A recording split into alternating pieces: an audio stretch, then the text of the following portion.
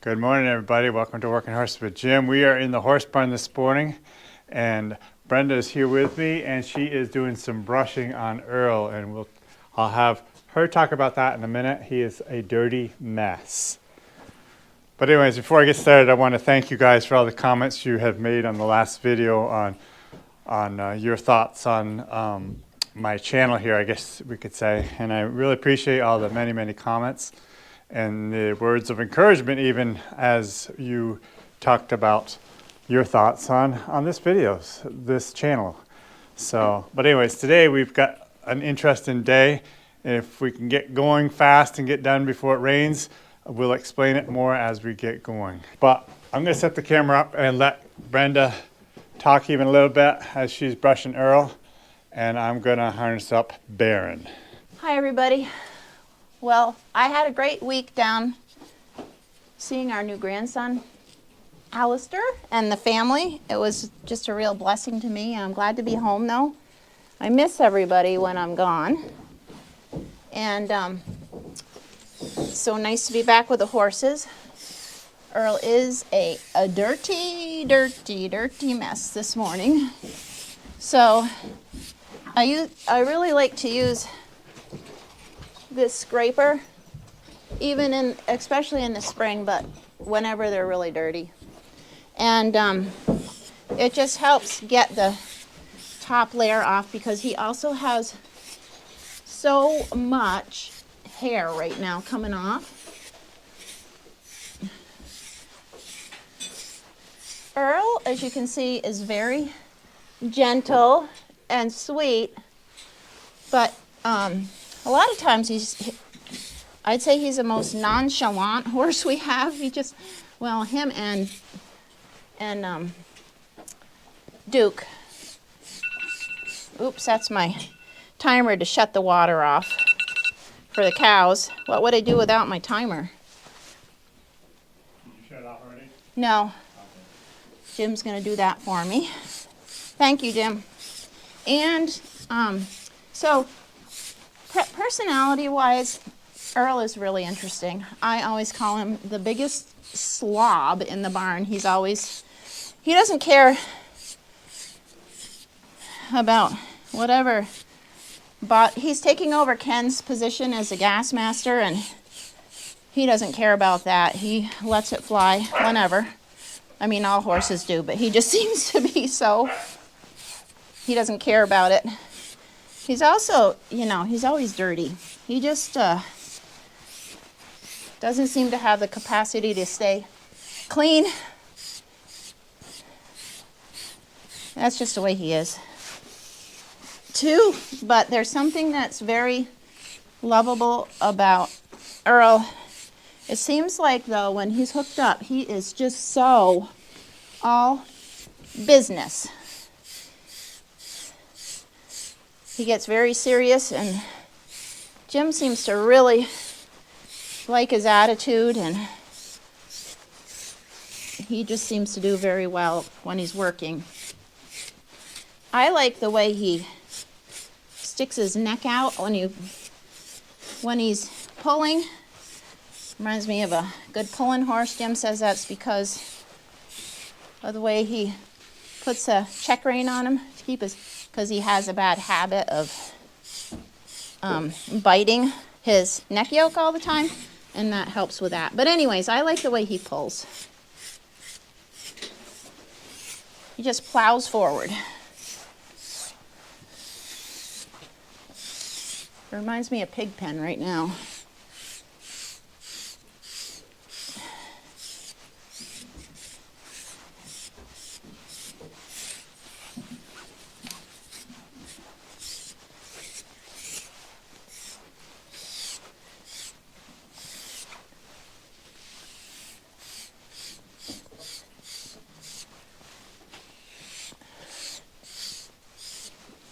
I know some people use vacuums and some people wash their horses. Doesn't seem like we're going to get to the end of this dirt, but I don't know. We'll get a layer or two off and go with it for today. And then he'll go roll in the mud again. We have quite a few brushes that we use. But basically, Jim has a favorite and I have a favorite. A lot of times I'll use this brush. Mona gave us this brush and I use it all the time. I think it's supposed to be mostly for legs and stuff, but I use it everywhere. This is a little, Jim uses even a stiffer brush. This is probably a little, I don't know, just a way. Now this one I don't use a lot, but it's pretty good too. You need something kind of stiff. I like a softer brush really when they don't have much going on, but he's got a lot going on today.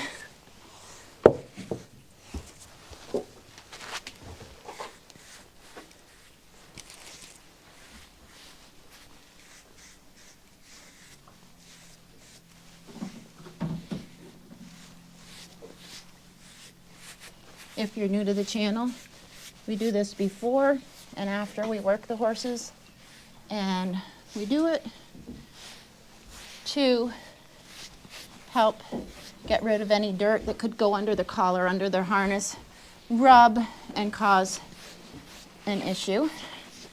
We just like to have them brushed up. It helps keep their coat shiny too, and I'm sure there's other benefits. There's the benefit of me getting to know my horses well. I like that. That interaction with the horses is just fabulous. Right, Earl? A lot of times Earl doesn't even pay attention to what is going on, but today he must be full. When the horses are hungry, their main issue is eating. Imagine having to take in enough energy every day to sustain a big body like this. That's what I always think. It must take takes a lot of work for them just to keep themselves going.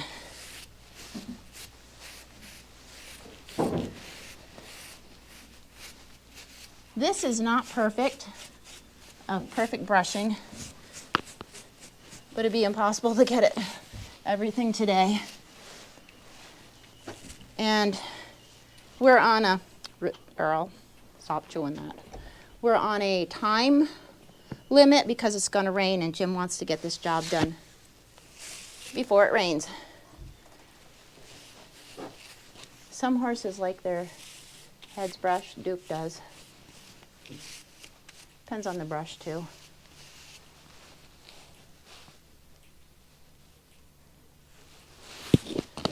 Okay, let's do the other side. Another personality trait with Earl is that he's always fooling around. He chewed through his rope one time. Early, get over, honey. And he's always messing around with something, whatever there is to mess around with. I think he's really smart. He needs something to do.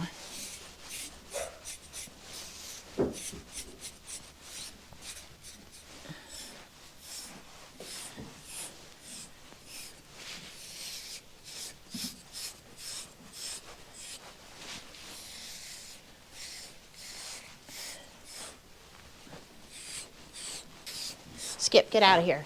Get.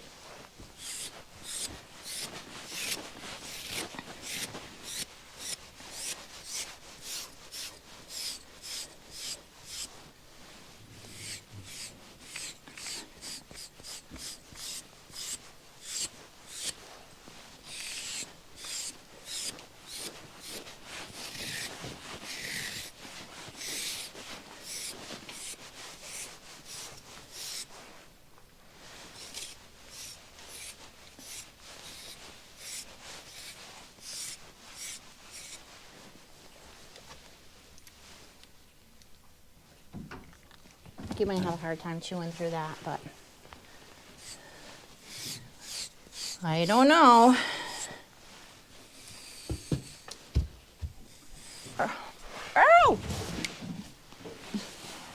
should have known better. Should have known he was going to do that.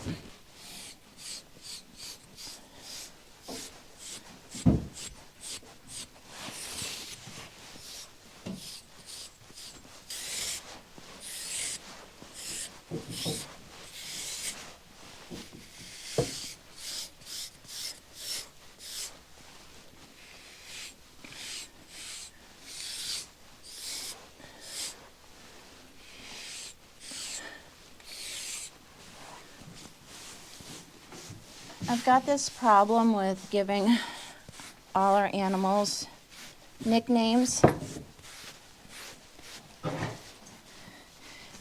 It's a problem because Jim would say, you know, they got to know their name and whatnot, because if you give them 100 names, they get confused. I like to think that they still know it's them, even though my nicknames evolve over time. Earl is, I started calling him Early Bird, and then I shortened it to EB. So when I go in a stall, sometimes I just say EB to him. I don't know. I like to think they still know their nicknames. But a lot of times I can't even remember how I ended up with what I ended up with. It's just the way I am. I noticed that my grandkids like to give nicknames too, so maybe it's gone down the line.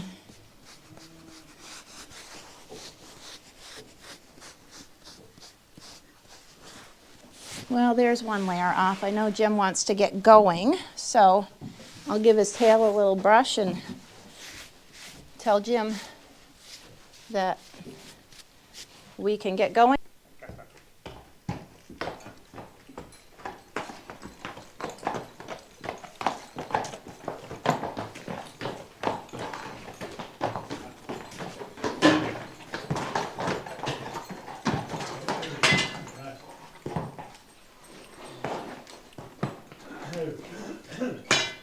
I was thinking about, because we were talking about nicknames earlier, and I was thinking about a name for Baron and Earl, for the Baron and Earl team, because they are true, full brothers. Of course, Duke's a half-brother too, so they're all related, but Baron on the right and Earl on the left are full brothers. So does anybody out there have a good suggestion for a name for these two brothers, for a team name? Like we have the B team, which is Baron and Bill, just because their names both start with B. So give us suggestions, because I haven't come up with anything.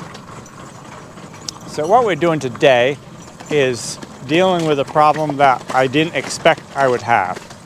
So as you guys watched this winter, I brought a whole bunch of wrapped around bales out into my field so that the cows could eat them in the field. And the reason for that was so that I wouldn't have to spread, so all the manure would be staying in the field. I wouldn't have to spread manure back onto the field.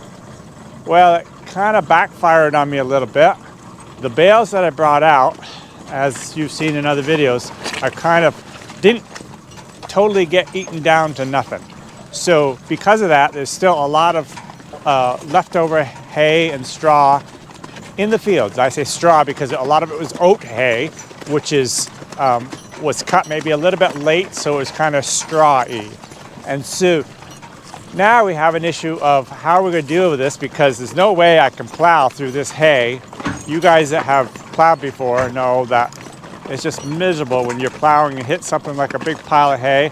Your plow plugs up, and then it's usually wet ground and wet straw and hay, and it's just so miserable to unplug it. So we got to do something different. I came out here with a spring tooth, thought maybe I could spread it around with that, and that just did not work. It just kind of balled up the hay and did not work. So what I've decided to do or try is to actually come out here with the horses and spread this manure. And I'm going to spread it right here close. Careful. Oh. But because I would be dealing with the excavator, there's no place to tie the horses. And because when the spreader is gone, I could be kind of scraping up the piles a little bit and being ready for when the spreader comes back.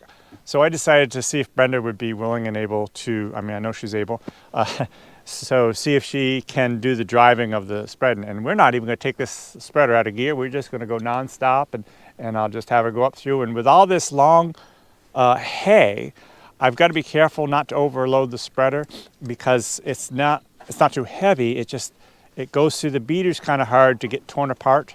And so I have to be a little bit careful with that so that that doesn't happen, and plug up the spreader and lock up the wheels. So we're just probably going to take small loads, and what I'll do is I'll have her go up through the field and empty just go to the end of the field, come back, and I will actually grab her on the way back through and add some more.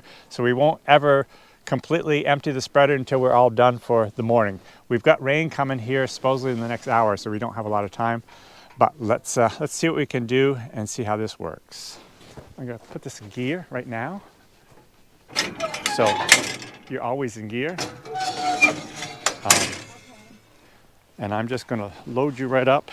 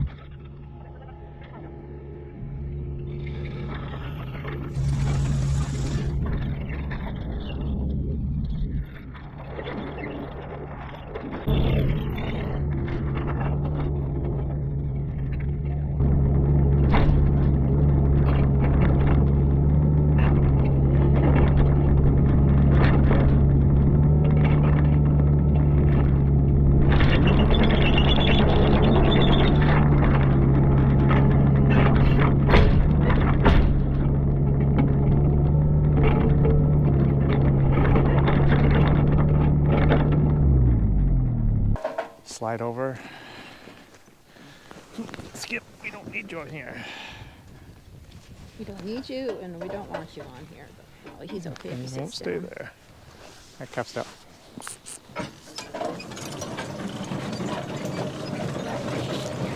Well, guys, it's coffee break time right now. We've done pretty well this morning. I don't know how many loads we've done. Just pretty well been non-stop. And got the horses a good workout for them because we've never taken out a gear, and Brenda's just been going back and forth. And we had a little troubles at the start, but then she got going pretty well with the horses. And it's going to be doable to plow now, whereas before, I just, no way I would have been able to do it. So anyways, I've got one more good-sized pile down here to go, but then I got a bunch of piles out through there, so it's going to be another session here of spreading and cleaning up these piles at some point. Probably won't get to it today. Don't know when we'll get to it, but at least now even I could start plowing if the weather turned really fast and it got dry. I could start plowing on this edge of the field and continue on up through. But yeah, it went well. I'm happy with the results.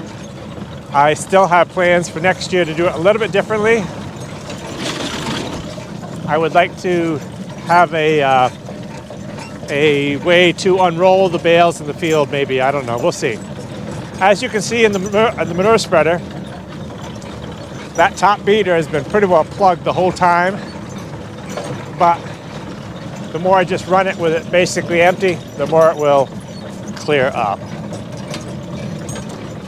Anything to say, Brenda? I'm cold. Brenda's cold. I need a bathroom break, and a coffee break wouldn't be bad either. But we got a lot done, so that's good. Well, you guys have a great day. We'll see you next time.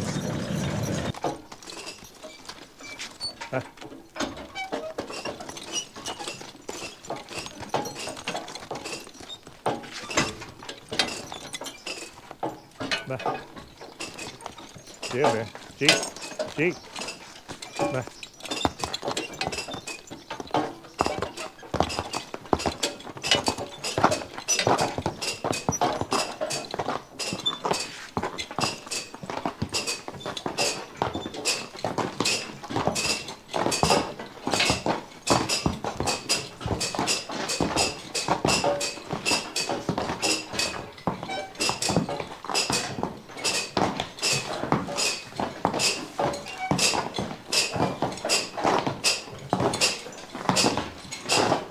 Oh.